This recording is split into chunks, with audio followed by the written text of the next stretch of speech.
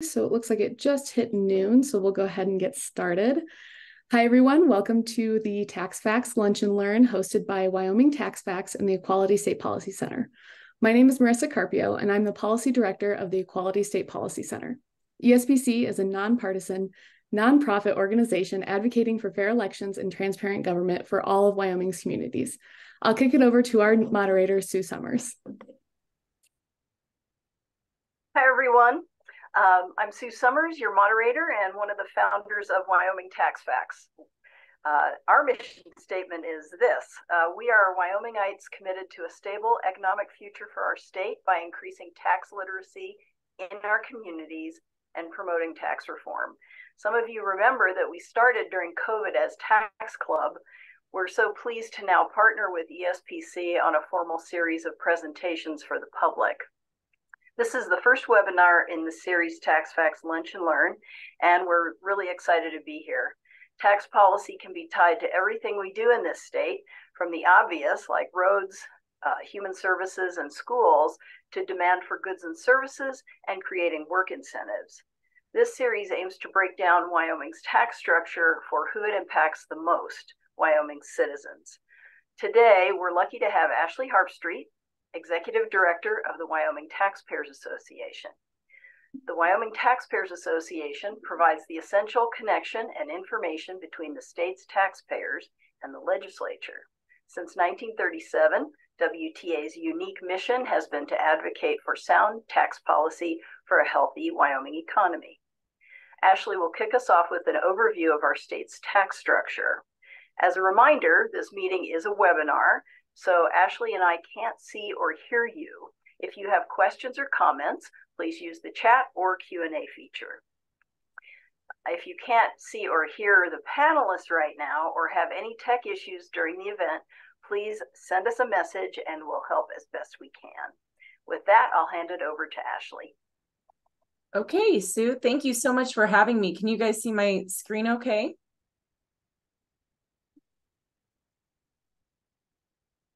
I can't see you, Sue, so if you can verbalize. Hello? I am not seeing your screen at the moment. Okay, let me try one more time. Very strange.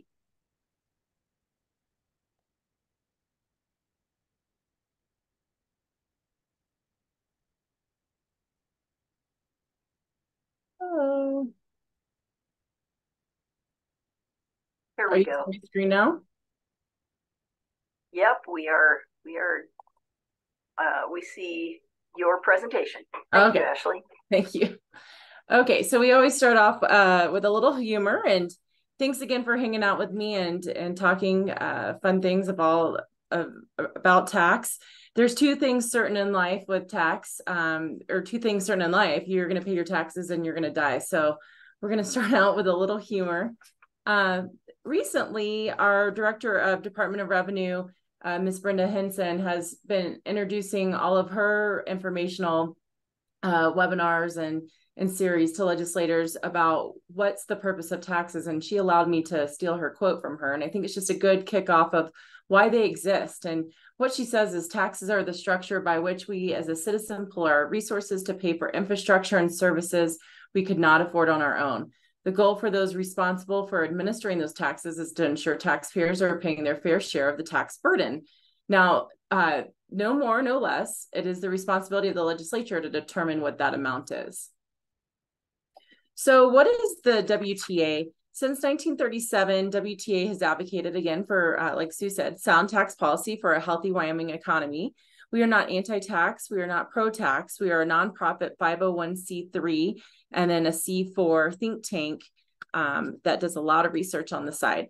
Our membership is diverse from large companies to family businesses, mineral producers to ranchers, corporations to cooperatives, elected officials to private citizens.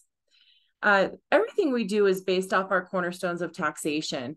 The WTA's cornerstones provide a litmus test for all tax policy that stands on our four key principles. This tool helps Wyoming policymakers pave the road to sensible solutions to tax policy questions and promotes good tax policy for proposed legislation, and by asking, is it justified, is it equitable, is it stable, or is it transparent? This model helps us as WTA in determining our position to support or oppose legislative issues, and we believe that sound tax policy is the foundation for economic development. So since getting into the history of our tax structure and understanding where we are to know where we're going, since the inception of the severance tax in the 1970s, Wyoming's tax structure has been beholden to the boom and bust nature of our legacy industries. By the late 1990s, the writing was on the wall as there were major deficits and rising costs of education. In 1997, WTA Executive Director Michael Walden Newman collaborated with Governor Jim Geringer's office to create a discussion on Wyoming's tax structure for our annual meeting. The debate was, if we started from scratch, what would it look like? If we were implemented these changes now, how different would the finances of the state look like? Post-meeting, this discussion moved forward as we wrote a draft bill to create a tax committee appropriately named Tax Reform 2000. This special legislative tax committee created bipartisan recommendations. All those recommendations stay the same for today. Wyoming's tax structure is inequitable, unstable, lacks balance, and at the time, almost 75% of the state's tax revenue was generated by property taxes, severance taxes, and sales and use taxes from the minerals industry. You can see those words are similar to our cornerstones of taxation. So if we fast forward to today, 3 years and counting, sad to say much remains the same. However, we have slightly moved the needle. 32 actions have been taken by the legislature based on recommendations from Tax Reform 2000, and there have been 50 to 60 additional bills that have been introduced but defeated. You can look at all the information and a recap on the study and current proposals on wyotax.org. So what does our revenues look like for today? And we are just talking tax revenues, not other sources of revenue we receive from other entities like investment income or fees. We're just talking straight tax. So everyone in the state enjoys no individual or corporate income tax, and we rely heavily on property and sales tax. In fiscal year 21, 52% of the tax base was raised through property tax, of which 45% of the tax was accounted for through mineral production. General sales tax accounts for 33% of our pie, while severance tax accounts for 9% of the revenues. Other taxes that might get higher notability or fame and headlines in the newspapers only equate for 6%, but that's things like fuel tax, cigarette and alcohol taxes, insurance premium tax, franchise tax, and the wind generation tax. If you drill down into our two major tax sources, you can see the excise tax, or the power of the penny. You can see our collections from the last year, and about 3/4 of it goes to the state, while the other, well, I guess 2/3, and then the other third goes to the local. A lot of time my office gets a lot of calls on what pennies are in place. 4 is mandated by the state, and then the rest are all levers that the locals are able to put on through ballots. And so you have your general, your specific, your municipal purpose that we put on a couple years ago, but no one has enacted at this time. There is a resort district, and those are 2 little districts that are inside Teton County. And then economic development districts can leverage up to a 1/4 penny increments, and one is in Goshen for a 1/4 penny, and one is 1/2 penny in Fremont County. You look at property tax, which seems to be the big conversation this year and last year, you can see where it's derived. 45% is mineral production, 31% to date is residential, and then we have our industrial and that are locally and state assessed commercial properties, and then there's a small sliver in there for ag lands. Another conversation piece is where it's spent. So as we debate property tax this next year, this is what we're looking at for what that fund serves. So 3/4 of that again goes to public schools, while 17% goes to county government, 8% special districts, 4% is community colleges, and 2% is city and town. So property tax is a very local used tax. According to the Economic Analysis Division in the State Department of A&I, they like to analyze what is the personal tax burden and what is that cost of service. So for the average 3-person family with an income of $67,000, owning a home valued at $290,000, the average tax collected was $3,990, while the benefit at public service costs, excluding federal funds and enterprise revenues, is approximately $27,550 for services, which include things like law enforcement, public works, leisure and rec, transportation, healthcare, and education. To simplify this equation, know that every dollar the average Wyoming citizen pays in taxes results in about $6.90 in public service. I'd like to note again that this does not include federal funds. In 2020, Wyoming citizens and businesses sent over $6.4 billion to the federal government and received $7 billion back in payment via employment, support of our parks, federal matching dollars for roads, etc. So after thinking about the previous information, it makes one wonder, what does this mean for the state's revenues if we diversify? And those were the exact thoughts of Revenue Chairman Mike Madden. He wanted to draw out the data to quantify changes in the economy.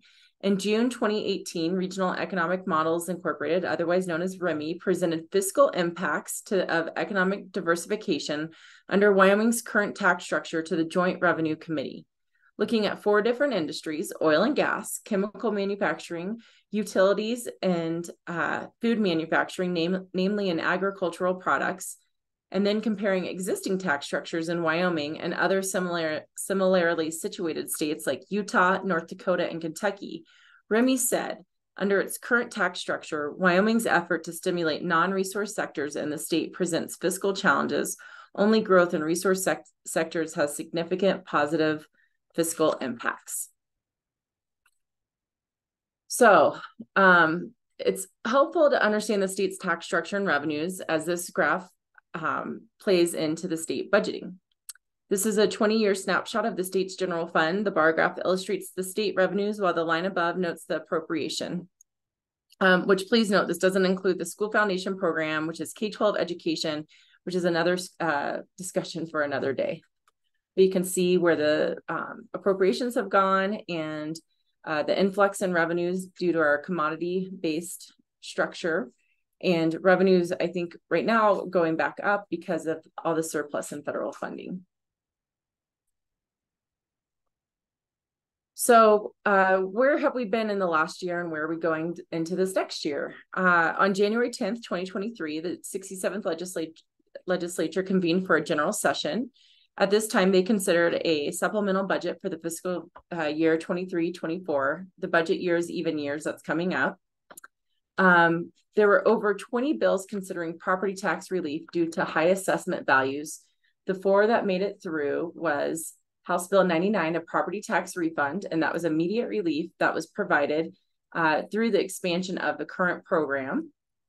And these numbers are what they reported at the beginning of the summer. I think they just closed out this program for that year, so I know they did go up. A long-term solution was accomplished through the passage of Senate Joint Resolution 3, Property Tax Residential Property Class, and they definitely amended it along the process. But the end result is the voters will now decide through a constitutional amendment if they would like to separate out the residential property class from the other category. They also passed a study of other property tax systems, which through House Bill 100 Acquisition Value Study will look at an acquisition value-based property tax structure similar to California's Prop 13. And then finally, they had a homeowners have expanded protection and bankruptcy thanks to House Bill 174. It's titled differently. It's not necessarily homestead exemption amendments, but it's a bankruptcy protection, which allows increased protection to the homeowner in case of bankruptcy from $20,000 to $100,000. Other bills that were passed this last session was Senate File 42, taxation of cigars, that adopted the delay of payment until the tax of the tax until the product is sold. The other one is another administrative maneuver on House Bill 229, electric payment of sales and use taxes, which is interesting to me. We weren't electronically collecting sales and use taxes by county treasurers, but that standardized everything for our counties. And then a big bone of contention and a big discussion was leveraging our trust funds. And so they were able to pass House Bill 65, a 988 suicide prevention line, which established a trust to fund a federally mandated 988 suicide line. Last year, they did not appropriate funds for this trust, but it is set up to be funded. House Bill 74, Wyoming Outdoor Recreation and Tourism Trust Fund, is funded through special projects account, funded through the lodging tax, and will go to fund special projects in those areas.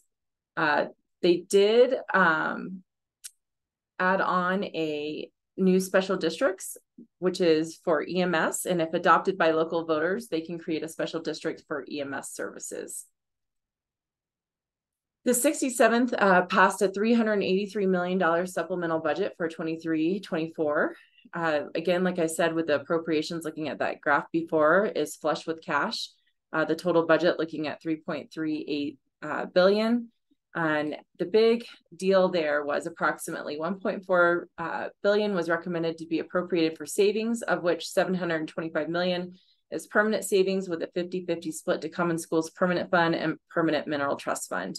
So we are pretty flush moving into this next budget. It is important to note that the governor said for every dollar of the state revenue spent, the supplemental budget saved $3.50. He also noted the budget saves over $1 billion, which will keep the state taxes low and generate higher investment returns that will benefit future generations. I know I wasn't going to get into investments, but do know it accounts for, when we're looking at the total revenue pie, about 30% of our revenues coming into the state. So it does impact taxes significantly. As we move into 2024 budget session, that will kick off in about mid-February. Being that it's a budget year, it's a short session, it's 20 days. It's going to take 2/3 vote for a bill to be introduced. The legislature is tasked with presenting a balanced budget. And I'm just going to leave these on and just briefly run through them and then basically open it up for questions and have a discussion about where we're at today. But this is what all the committees are working on. So appropriations is, again, looking at a lot of our trust funds and our funds that do a lot of work for us. Revenue has been considering for lots of years electric generation tax. I think even though it's priority number 2, property tax issue remains number 1 for a lot of people on that committee.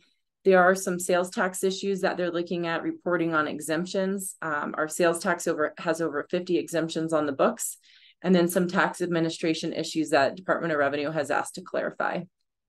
Minerals and business and economic development has been very interesting because there is a new discussion around carbon dioxide and carbon capture, utilization and sequestration, storage, and fees and charges around that. And continues, we continue to monitor that on the energy issues because that is the bread and butter of our state. Corporations, elections, and political subdivisions. Anytime we're talking about special districts, I usually pay attention because there's over 800 on our books. And then electric utilities, which seems to be grasping a lot of headlines right now. Transportation will be meeting tomorrow, and one of the things they'll be discussing is funding of I-80 and our roads, and they will be considering a diesel fuel tax. And let's see. The rest are just kind of subcommittees. I just kind of watch the dollar and where it's going. But the main tax trends are trust funds, investment revenue, new mineral wealth. And I would say that the tone of the legislature is don't tax you, don't tax me, tax the fellow behind the tree. And it's an election year, so they want to be very careful on how they tax their voters. So I can make this presentation available afterwards, but you can see all of our resources. And I'd like to highlight that we are having an annual meeting here soon. So if you're interested, we can share you more information there on November 1st. I'll turn it back over to you, Sue.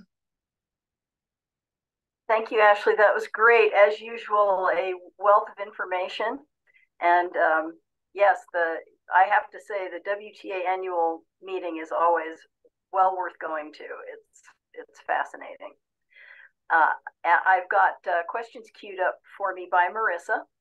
And the first one was to find out whether the slides are available for attendees of this webinar. So thank you for that, Ashley. I assume you'll be letting us share that out. And this webinar will be recorded as well, so those are good things. Second question, do you know how much tax revenue is lost in corporate tax exemptions? I am sorry to say I do not off the top of my head. I could look into that. I think that's one of the things they're looking at in the administration issues is we don't have many teeth in our exemption laws. And they're trying to deliberate on how to get more information on that revenue loss or the revenue, or the ROI on the exemption being presented. If they're not required to report, then there's no information, but I don't know at this time. Could you talk, Ashley, a little bit about how Wyoming compares to other tax structures of other states? I know you touched on it just briefly with the cost to the state of expanding our economy and our industry base that isn't, as long as it's not minerals, those things cost the state more. How about with respect to our property tax levels, the fact that we don't do income tax, our low state sales taxes, those kinds of things? Right. So there's not many states that do not have an income tax. So that is a big deal. There's only a handful. Property tax, on that one slide I had put up right initially, we ranked number 44 in calendar year 22, according to the Tax Foundation, for the effective tax rate on owner-occupied housing values, which is about 56%. Sales tax, with our state sales tax rate of 4%, and then an average local rate of 1.51%, because the locals are able to vote what other pennies they want on after the 4%. So that's a combined effective rate of about 5.51%. We rank number 44. We're very unique in our severance tax. That obviously provides us a ton of opportunity, and a lot say, basically replace the income tax for basically everybody outside the minerals industry. Does that help answer? Yes, thank you. It does come up a lot that our low tax base is great for attracting business. Can you speak to that point? Tax Foundation rates us number one year after year for that low burden. But as it relates to economic development, it'd be interesting to have a follow-up panel after me with the economic developers that can talk taxes and see how that's, help them recruit people here. I think it's one of the considerations in the spoke and the wheel as they're considering the package, but I don't think it's opened the floodgates by any means, considering our low population. But it does make it an attractive place to do business. Except during a bust, right? Right, during a bust, yes, sorry. Okay, I've got a few more questions. We're beholden to that. Yeah, we sure are. We've got several questions. One of our participants is asking whether you could talk just a bit about school funding, which lies outside the general fund. Yes, so that's a whole another can of worms. There's a lot of things that feed into the school funding. We have sovereign wealth and trust funds that feed that. We have mineral wealth. We have severance taxes. We have our property tax that feeds in that as individuals. We also, any fines that are put on. So if you're caught speeding, that goes to fund schools, which I think is interesting. There's a whole, that is a whole presentation where there's about 20 different levers feeding into the school foundation program. It's very complicated, and it's about as big as our regular budget for all the other entities. But we have, it's a game of math. We have low numbers and, large geographic areas, and, that drives the cost up. to service our 90,000 kids in the system. Hopefully that's just a generic enough. That'd be another follow-up webinar that you could really spend about an hour on discussing. It's true, and the topic of our vast spaces and low population, it kind of touches on the cost of everything, really. It's a big issue, and it's amazing that we're able to provide the services we do. Of course, it's constitutionally mandated that we provide a good education across the state, and another one of those. Now I'm losing the thread because I'm looking at another question. Yeah. So I should just move on. Well, and we are in a unique situation that if a county, because of our constitutional limitation, or a constitutional mandate basically that says every child gets an equitable education, there are districts that overcollect for what they need to provide that education, and it goes up to the state fund. And then there's obviously counties that aren't able to collect enough to fund, and so it basically all goes up to the state, and then the state reallocates in a school block grant model. And based on the ADM, they're able to, and the basket of goods and all these other intricate things that is way above my pay grade. I know enough to be dangerous and follow the conversation on. But based on that formula, then they redistribute that wealth back out to each county per kid. And we also get a lot of federal funding for education, of course. Yes. And our special ed program is pretty amazing also.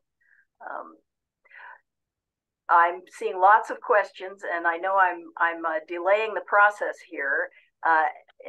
So let's see, where should I start? Has the increase in population in the past couple of years helped increase the property tax base? Is Wyoming prepared for its population to increase, and how does that affect infrastructure expenses? Back to that economic analysis slide, it is a problem.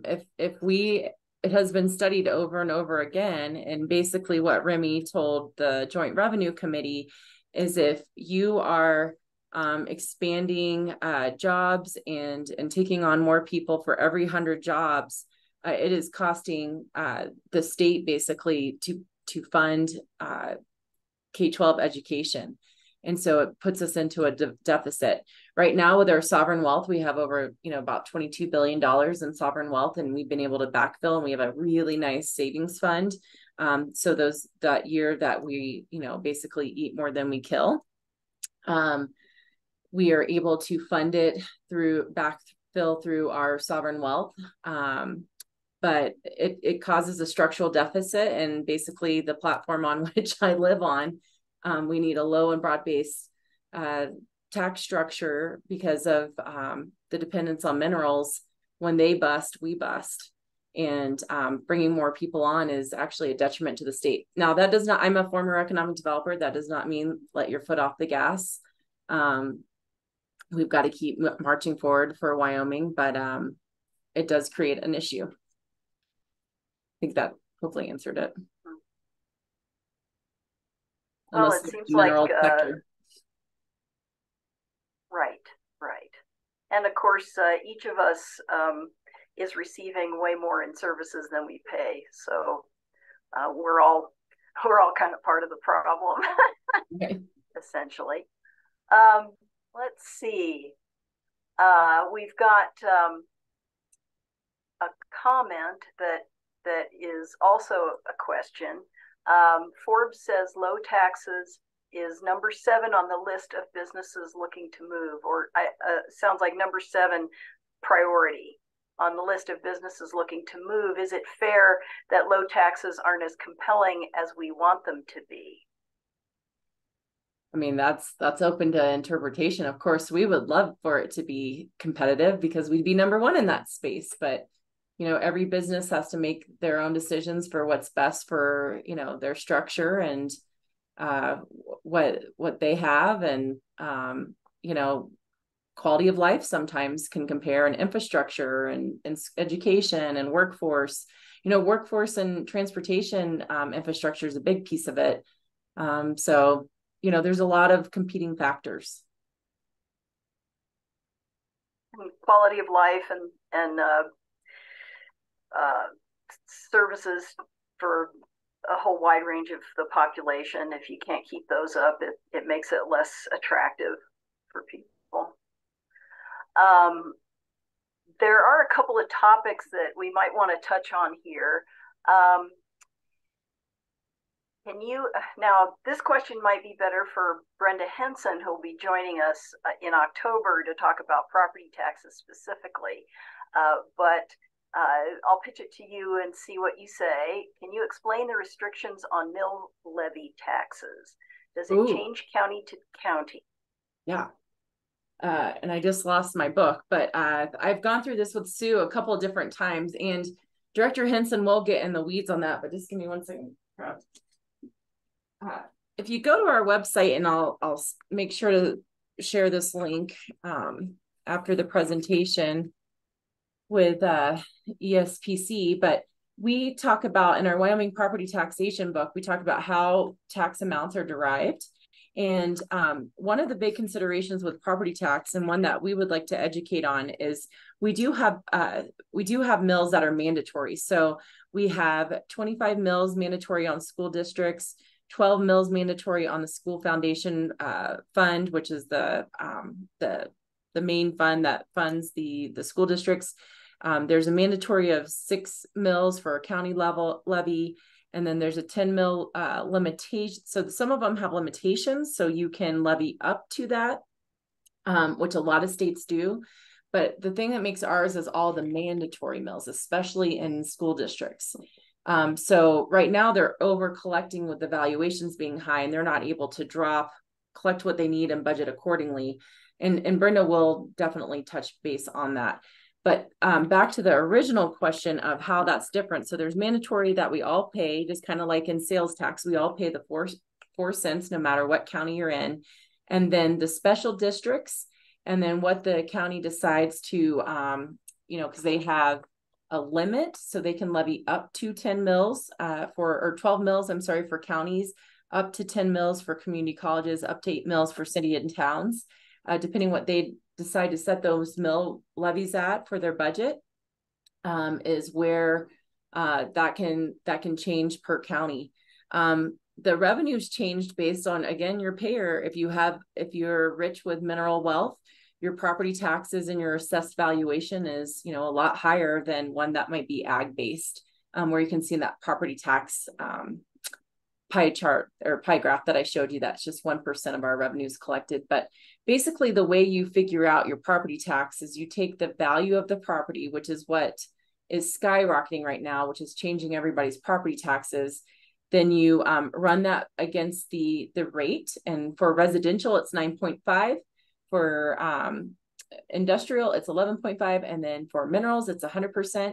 So you run it against that rate. So we'll say a $200,000 house, as assessed value times 9.5% for the residential rate equals a $19,000 assessed value of the property. And then they run that against all the mills, and the county-wide average, the average mill levy is about 76 mills.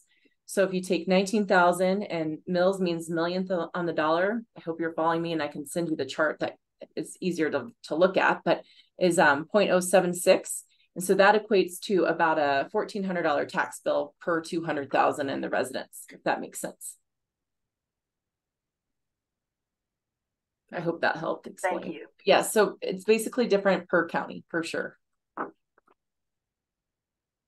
And you just kind of hinted at something that also came up in a question, the fact that when we look at your pie charts, and you and I talked about this earlier, Ashley, the wedge of the pie that comes from our property tax payments appears to have gotten a little bigger recently, and that would be due to largely the housing market and the higher costs of homes and higher values of homes consequently. So we're all paying more property tax. And so that is filling in that pile a little more than it used to. So yeah, so the rate has not changed. They have not made any changes. It's just the value of your house, which pretty much 3/4 of the United States is based off this, of how they get to their property tax. And so that assessed valuation went up, which increases the collection. And this is happening all over. I just came from a national tax conference. Property tax is the #1 issue right now, especially in the Rocky Mountain region since COVID, and everybody's able to work from wherever. A lot of people are moving to very desirable places to live. And we're having all sorts of friends move in, and it's driving up our values. So that and there is the big debate for 2024. That's right. That's right. Here's another question for you, Ashley. How about a high income only income tax? For example, incomes over $1 million. Could that gain support from the people or the legislature? Well, it goes back to that final quote I left you guys with. Tax. I always have to look at my cheat sheet here. Tax basically everybody but me. Tax the. I gotta make sure I say this right. Don't tax you, don't tax me, tax the fellow behind the tree. So a lot of legislators like that. If it's not gonna hit a big portion of their base, they like looking at some of our wealth, especially in our more established counties. And so that has been proposed, but I think anything with the word income and tax in the same sentence, it's just even though some might be able to justify it, I think income tax is just too hard words for any legislator to hear, period. And I mean, good or bad, indifferent. That's what they're up against. Right. Right. And you mentioned what a mill was, and can you just say that more slowly one more time? Sure. And do you mind if I just say one more thing for income tax? With income tax, sure. Yeah. If that is a recommendation that did come from Tax Reform 2000, and we remind the legislature of that often. And the only way we would be able to support it is if it was low and broad base. Because of our Constitution, any taxes you pay in, if they ever did pass one, would be credited against a income tax. So if you did tax at a higher or tried to get at that higher income level, those that pay taxes on property tax or sales tax would be able to turn in those receipts, and it would probably tax at a higher level. So seeing what Representative Yin said, he's talked about this before, but he's talking about mill levies again. So I know that's a consideration that continues to be discussed, but I just think until there's a financial crisis, that honestly won't be a major issue they'll push. Okay, so back to your mill levy question. I'm sorry. Well, I've got some other questions coming up, so we can set my question aside for now. Could some programs or departments, for example, driver services, be funded solely through fees? Okay, so are they asking if they're funded solely through fees? Could they be? I mean, we do know that, I think, is it Game and Fish funds itself through fees? And this is kind of this is an appropriations question for you. So if you're feeling like it's a little deep water, that's fine too. So for sure, and that is definitely a theme, as well as the collection of fees and the use of fees. And so when a fee, we taxpayers believes when a fee is just generated for general revenue, that's when you really call it a tax. But if you're generating funds in lieu of a service and it directly goes to that service, we consider that a fee. And the state is very clever and uses a lot of opportunity for fees. And I think our driver's license, there's a fee. So it's like $30, and that goes to funding some of their operations or to get the driver's license. So YDOT's pretty useful in leveraging fees. Did that answer it? And state parks fees have gone up for that reason also. Sure. And they have to ask. They don't just get to, they just don't get to say, oh, we're going to charge, triple today. They have a threshold. They're allowed, some leeway into what they can lever. But if it's because our parks are, overcrowded and we're having to provide more infrastructure or, clean facilities or, especially in lieu of parks, then they might come back and ask for higher fees. And you're seeing that right now because of tourism booming. Right. And state parks has to provide more services and keep infrastructure up more because of, so they're kind of feeding each other, right? There's a greater need, but more fees. And so hopefully they're balancing out. Okay. Now I can everyone see Mike Yin's comment? Should I read that?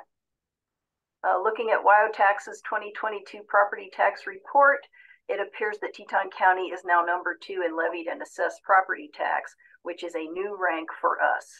Way to win there. Comment?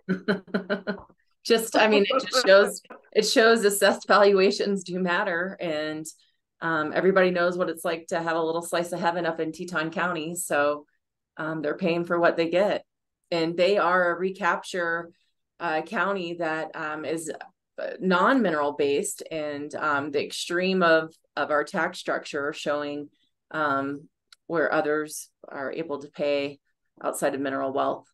So thank you.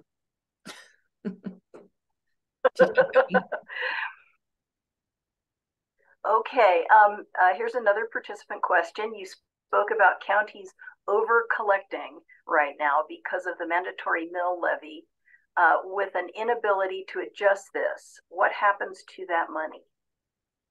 They put it in the coffers for a rainy day. So, for example, we'll just keep picking on property tax. The school foundation program, they collect 25 mandatory mills, and say I'm just making up a number. I don't know exactly what that number is, but say it's only, at a statewide average, 20 mills to fund the system. They're over collecting, and they'll put it into the sovereign wealth to hold on to and hopefully build, more wealth to backfill, because it's usually we're in a deficit of funding that school foundation program, even when we collect at the 25 mandatory mills.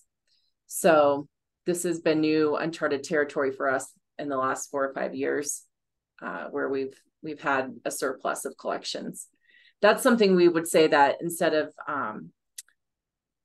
just from a policy consideration, and Sue, you and I talked about this yesterday, instead of capping the values, why don't you strip the mandatory mills and then budget accordingly? If that makes sense. And just for those of us who have trouble picturing that, what does that then look like? What's the effect? Or was that a dumb question?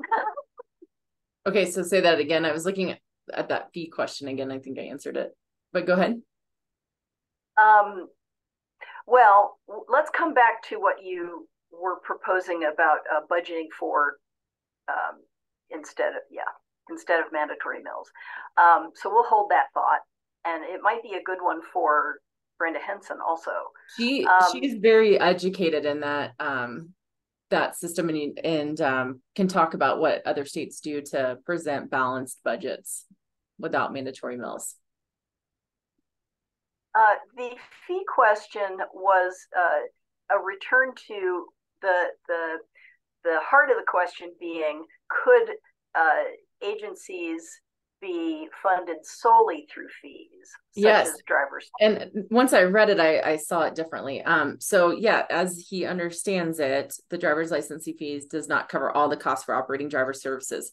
And I would agree that some of our fees are antiquated and outdated, and they did like a huge fee package, I think like 2 years ago, where they just tried to update it and kind of bring it up to speed. And that was definitely, they did get a lot of that passed, but that was pushing the boulder up the hill.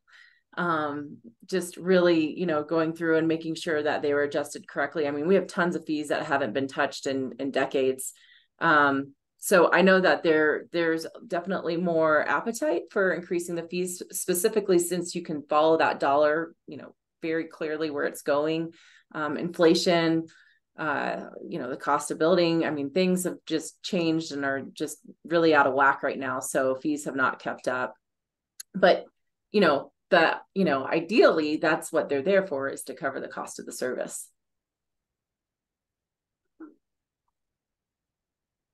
Okay, next question. How does your organization work with the legislature and educate legislators?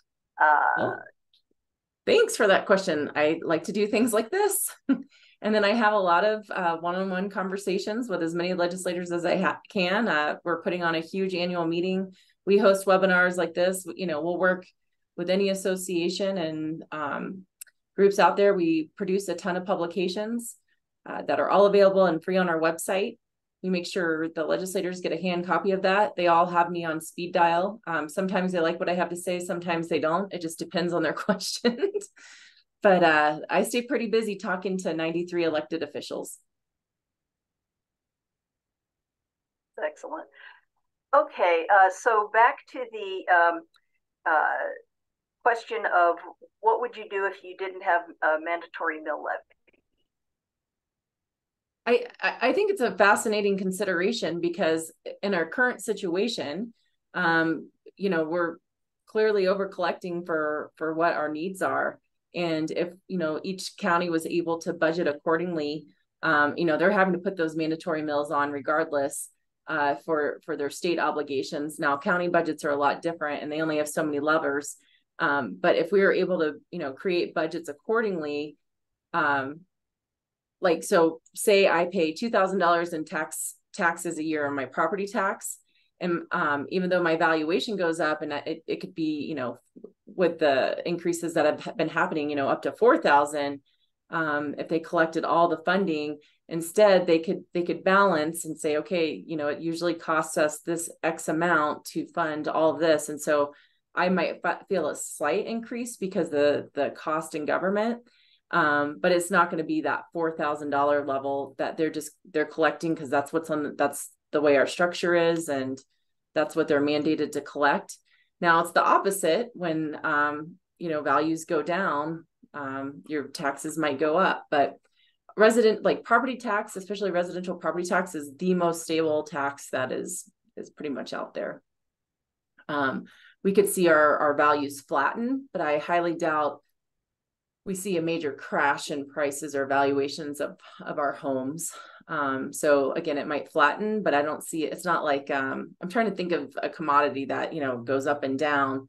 The real estate market pretty much stays pretty consistent. It might keep shooting up down the road, but so anyways, that'd be food for thought, but that would take constitutional amendments. It's a long-term reform conversation. It would be interesting to know if any of our participants would have enough institutional memory to speak to why the mandatory mills came about in the first place. Or maybe we need to drag Dave Friedenthal in here at some point. Yeah, that'd be great. Speak to that. And I bet you Brenda Henson would be able to speak to that as well. We've done a timeline together before where she's talked about the implementation of property tax, and back in the origination of the state of Wyoming, how it all was able to be put on the books. She has a really nice timeline. Great. Well, we'll have to make a note of that for October. It does seem like if the state is telling the counties how to tax, it does provide some, for lack of a better word, cover for county commissions to kind of have to maintain and let everybody have an expectation of what's coming. And if they overcollect, it's actually good news, and it would be less likely that they would undercollect, possibly. But just my concept. Okay. Yeah, and then I mean the other discussion that could be another hour is on special districts. And those are basically the services that aren't covered under county or local governments, and the voters are able to vote and put on, and we have over 800 of those. But the problem with them, and they're collected through your mills, through your property tax.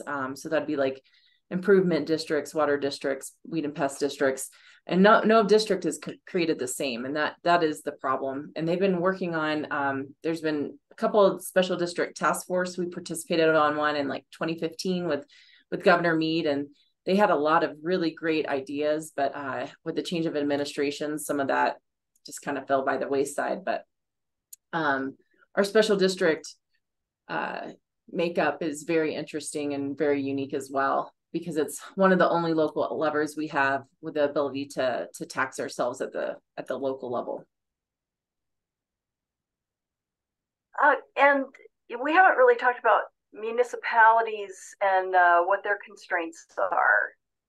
Occasionally, it seems like I've heard a mayor or two bring that up to legislators, that they don't have flexibility. Can you speak to that at all, Ashley?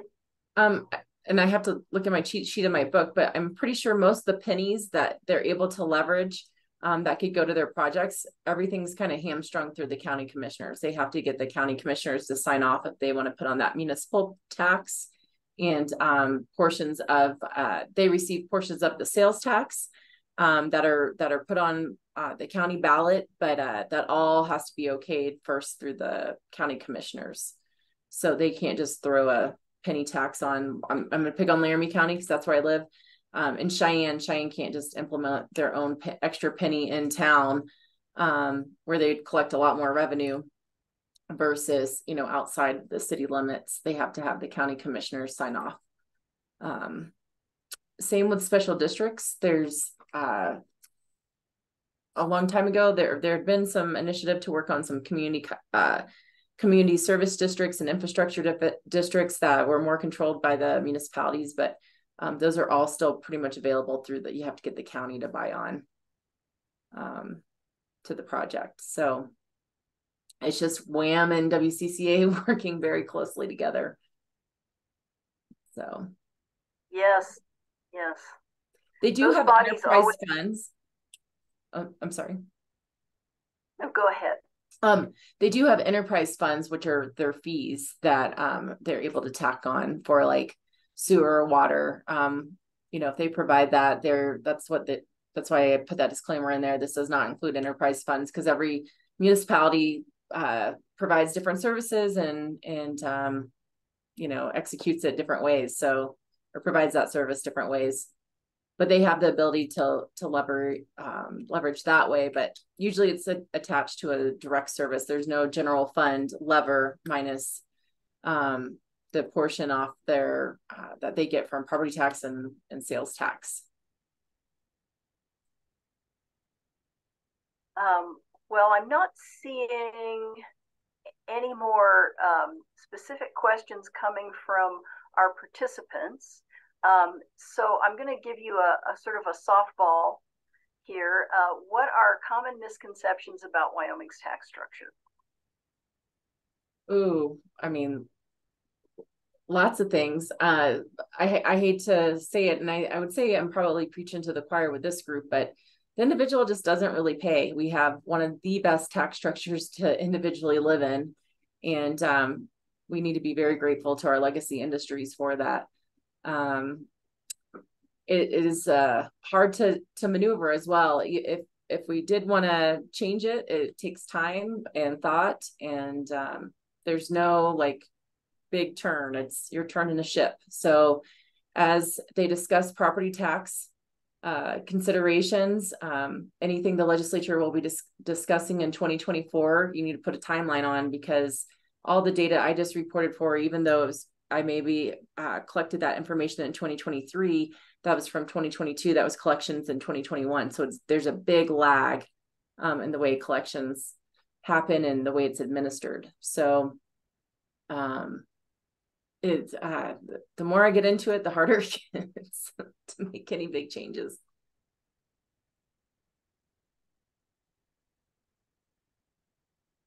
Well, I'm so pleased that we attracted so many participants for this first webinar, and hats off to all of you who have so much of a knowledge base, and we might be preaching to the choir somewhat, but I thank all of you really smart people out there who can take this information and feel encouraged or stimulated to help change or spread the word about the good news and bad news. And I'd like Marissa to come in and kind of take us out now. Thanks, Sue, and thank you so much, Ashley, for all of your knowledge. Thanks for joining Wyoming Tax Facts Lunch and Learn with Wyoming Tax Facts and Equality State Policy Center. We would like to thank our sponsor, the Wyoming Community Foundation, and let you know that our next webinar will be in October, so stay tuned for more information.